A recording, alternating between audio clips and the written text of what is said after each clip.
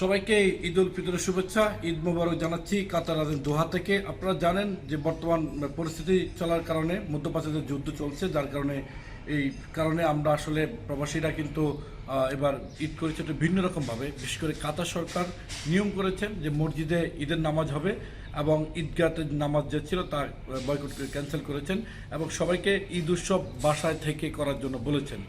সেই জন্য আমরা আবার ঈদগাহে যেতে পারিনি। TVN24 দর্শক যারা রয়েছেন সবাইকে, যে যেখান থেকে দেখছেন সবাইকে ঈদ মোবারক, এবং কাতার প্রবাসী সব যারা রয়েছেন তা আপনাদেরকে ঈদের শুভেচ্ছা জানাচ্ছি। আমরা রয়েছি আল হেলালে।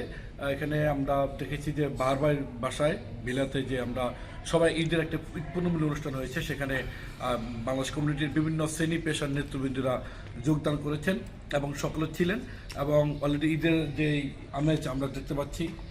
আসলে এখানে এখন দুপুরবেলার সময়, তারপরও প্রবাসী বাংলাদেশিরা কিন্তু আসছেন, একজনের সাথে কুশল বিনিময় করছেন এবং এখানে দূতাবাসের কর্মকর্তা এসেছেন। আমরা দেখেছি বাংলাদেশ কালচার সেন্টারের সভাপতি ছিল, কালচার সেন্টারের বিভিন্ন নেতৃবৃন্দ এসেছেন, বিভিন্ন অঙ্গ সংগঠনের দলমত নির্বিশেষে প্রবাসীরা এসে যোগদান করেছেন এবং সবাই মধ্যনবোধ করেছেন। ঈদের যে খাবার ছিল, আমরা যে এখানে গরু জবাই করা হয়েছিল সেখানে সবাই মাংস দিয়ে ভাত খেয়েছেন এবং পায়েস, চিনি এবং বিভিন্ন রকমের খাবার দাবার খেয়েছেন। পাশাপাশি আনন্দ দেওয়ার জন্য ছিল বাংলাদেশের তরুণ ব্যান্ডের আকাশ মিডিয়ার যে ব্যান্ড ছিল, তারা কিন্তু শিল্পীরা ফয়সালের উদ্যোগে একটি সাংস্কৃতিক পরিবেশনা কিন্তু করেছেন এবং সেই সাংস্কৃতিক পরিবেশন অনুষ্ঠান 3-4 ঘন্টা ব্যাপী ছিল এবং সেখানে তারা গান শুনেছেন, কথা বলেছেন এবং নানানভাবে কিন্তু প্রবাসীদের আগ্রহ প্রকাশ করেছে, ঈদ উৎসব করেছেন। বিশেষ করে পরিবার পরিজন ছেড়ে বাংলাদেশ থেকে যারা এখন 1000 কিলোমিটার দূরে অবস্থান করছেন মধ্যপ্রাচ্যের দেশ, মরুভূমির দেশ কাতারে, এবং সেই কাতারের প্রবাসীরা কিন্তু এবার ভিন্ন একটি ঈদের সাক্ষী হলেন। বিশেষ করে আমরা দেখতে পাই যেমন করার বিভিন্ন প্যান্ডামিকের সময় যে ধরনের আমেজ থাকে, যেমন বেশি লোকজন একত্রিত জামায়াত হওয়া যাবে না, সেরকমই কিন্তু এখানে আজকে আমরা দেখেছি। এবং এখানে যারা এসেছেন পরিবার পরিজন নিয়ে প্রায় 400-500 প্রবাসীরা একসাথে হয়ে একটি মিলন মেলার সৃষ্টি করেছেন উৎসবমুখর পরিবেশে, ঘরোয়া পরিবেশে। সকলে কিন্তু ঈদের যে আনন্দ তা ভাগাভাগি করে নিয়েছেন। সকাল থেকে সন্ধ্যা অবধি কিন্তু চলবে এই আয়োজন। ফাঁকে ফাঁকে আসছেন যাতে জনসমাজ বেশি না হয়, সেজন্য এখানকার যিনি রয়েছেন বাহার ভাই, তিনি কিন্তু আমরা দেখেছি যে এটা সংক্ষিপ্ত করে দিয়েছেন। এই ঈদের আয়োজনে আপনারা কীভাবে নিয়মটা করেছেন, প্রবাসী যারা মেহমান এসেছে তাদের জন্য, দেশি বিদেশি শিডিউলটা কীভাবে করেছেন একটু বলুন। শিডিউলটা করেছি সকালে ওই যখন আমি দেখলাম যে না, আমি ওই হোটেলে পার্টিটা না করে যদি আমার বাসায় করি তাহলে এটা খুব সুন্দর হবে। সরকার যেহেতু বলেছে তাই আমি ওই আর হোটেলে করি না, আমার বাসাতে করছি সকাল থেকে সন্ধ্যা পর্যন্ত। এবং আপনারা যারা আসছেন আমি খুবই খুশি হয়েছি, আপনারা যারা আমার ইজ্জত দিয়ে গেছেন এটাতে আমি অনেক অনেক খুশি। একটু বলবেন কি এটা বিদেশিরা কোন কোন দেশের নাগরিকরা এসেছেন? ইন্ডিয়ান, নেপাল, পাকিস্তান, শ্রীলঙ্কা, এই দেশের নাগরিকেরা আসছে। জি, তো ঈদ উদযাপন এবার ভিন্নভাবে করে কেমন লেগেছে আপনার কাছে? আমার কাছে খুবই ভালো লাগছে, আপনারা সবাই আসছেন, আমাকে ইজ্জত দিয়েছেন, এই জন্য আপনাদের সবাইকে ধন্যবাদ। এখন আমরা শুনবো বাংলাদেশ কমিউনিটি নেতৃবৃন্দদের কথা, যারা এসেছেন ঈদ উদযাপন করার জন্য। এখানে আমরা তাদের কথা শুনবো যে প্রবাসে কেমন ঈদ করছেন। আমার পাশে একজন রয়েছেন কমিউনিটি বিশিষ্ট নেতৃবৃন্দ এবং এখানকার বিএনপি নেতা জনাব দিদারুল মাল আরজু। আপনার ঈদ কেমন কেটেছে একটু জানাবেন। আসলে মধ্যপ্রাচ্যে প্রবাসী যারা আমরা ঈদ করতেছি, এবার এই ঈদটা একটু অন্যরকম মিনস এবার এইবারে আপনারা অবগত আছেন যে কাতার মিনিস্ট্রি অফ ইন্টেরিয়র এবং কাতার মিনিস্ট্রি অফ ইসলামিক অ্যাফেয়ার্স থেকে নিষেধাজ্ঞা দিয়েছে যে গণজামায়াত অথবা যে বাংলাদেশি যে অধ্যুষিত যেই লোকজন যারা আছেন তারা এক জায়গায় জড়ো হওয়ার জন্য বারবার করে নিষেধ করছেন। এবং আমাদের আজকে যে ঈদের জামাতটা যেটা আমরা পড়ছি, আমাদের মসজিদের ভিতরে যারা অবস্থান করছে, বাইরে আমরা যে গণজামাতে যে একটা ঈদের একটা আমেজ, যে আমাদের বাংলাদেশি ভাইয়ের সাথে একজন যে একটা কোলাকুলি, ঈদের যে একটা কুশল বিনিময়, যে জিনিসটা থেকে আমরা বঞ্চিত হয়েছি, এটা ভাগ্যের ব্যাপার। এটা দেশের বিরাজমান পরিস্থিতি যেটা মধ্যপ্রাচ্যে যেটা আছে সেটা সবাই অবগত জানে। আমাদেরকে আইনশৃঙ্খলা বাহিনী আমাদেরকে বাইরে কোথাও নামাজ পড়তে দেয় নাই। সব বিল্ডিংয়ের ভিতরে যে পার্কিং এরিয়াগুলো এগুলোতে আমরা ভিন্ন অভিজ্ঞতা আমরা ঈদের জামাত করছি। যে হুজুর কোথায় আছে, যে আমাদের কোথায় ইমাম সাহেব আছেন আমরা তাও জানি না, দেখি নাই কোথাও। শুধু পার্কিং এরিয়াতে, শুধু আবদ্ধ জায়গায় পার্কিং জায়গাতে বিল্ডিং যেসব ভবনগুলো, বহুতলা ভবনগুলো ভিতরে আমরা ঈদের জামাত করছি এবং কি নিষেধাজ্ঞা দিয়েছে যে বাইরে যেন ঘোরাফেরা থেকে বিরত থাকতে আমাদের বাংলাদেশি প্রবাসীদেরকে যার যার ঈদের আনন্দটা শুধু ইনডোরে।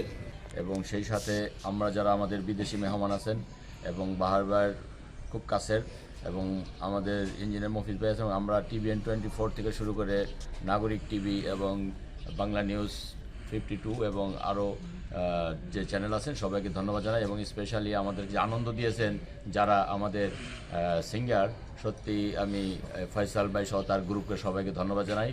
এরকম একটা মুহূর্ত যে আমার কাছে মনে হয়েছে যে ঈদের দিনে আমি সেই আমার শৈশব আর কৈশোরে চলে গিয়েছিলাম।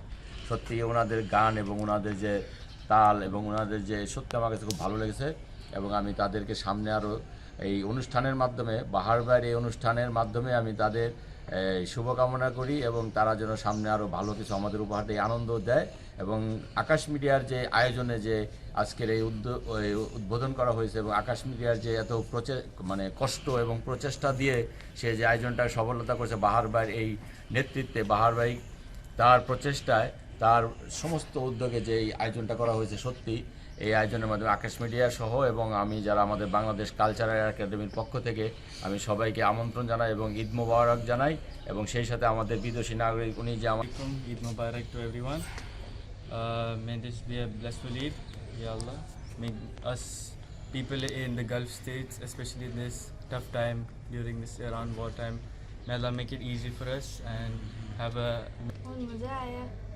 मैं अपने दोस्त के साथ मिल सकती हूँ। सबको ईद मुबारक कहें और अच्छे से कपड़े पहने, मेहंदी लगाएं और चूड़ियाँ पहने और पार्टीज बहुत आज का पार्टी केक कैसा लगा? आज पार्टी पार्टी अच्छे लगते हैं। खाना बहुत नाश्ते बहुत बड़े करते हैं, लंच भी बहुत बड़े करते हैं, डिनर भी बहुत बड़े करते हैं। Qatar is our second home. must say now, it is my first home because it is now 30 years in Doha, Qatar. And it's a lovely place. And we have friends, like all communities have friends. The problem with the communities, and it is just because of His Highness, Hey. Sheikh Tamim bin Hamad Al Thani guidance and his vision that the people who come here সবাইকে জানাচ্ছি ঈদ মুবারক এবং ঈদের শুভেচ্ছা। আমাদের এই কাতারে বর্তমানে খুব ক্লান্তিময় দিন কাটাতে হচ্ছে, কেননা এখানে আমরা এক যুদ্ধের পরিস্থিতির শিকারের ভিতরে আছি। তারপরেও আমাদের সরকার Tamim bin Hamad Al Thani সে আমাদের সেফ ডিস্টেন্সে রেখেছে। তার ভিতর থেকে আমরা বাইর হয়েও বিভিন্ন দেশের কমিউনিটির সাথে একসাথে আমরা যে ঈদের কৌশল বিনিময় করছি, এটাতে আমি অনেক খুশি হয়েছি। তো আমরা কেমন লাগছে? আমি বলবো এখানে যে অনুষ্ঠান আজকে, হ্যাঁ, আজকে এখানে যে আমাদের বড় ভাই বিশিষ্ট ব্যবসায়ী, উনি যে এখানে সবাইকে ঈদের সেলিব্রেট করেছে, দাওয়াত দিয়েছে, সবাই এখানে অংশগ্রহণ করতে পেরেছে এই ক্লান্তিময় সময়ে। এই জন্যে আমরা সবাইকে আন্তরিক শুভেচ্ছা এবং ঈদ মোবারক জানাচ্ছি। আমার কাছে এই ছিল কাতারে ঈদ উদযাপন নিয়ে সবশেষ তথ্য। নিউ ইয়র্ক থেকে সম্প্রচারিত TVN 24 টেলিভিশন বিশ্বজুড়ে বাঙালির কণ্ঠস্বর।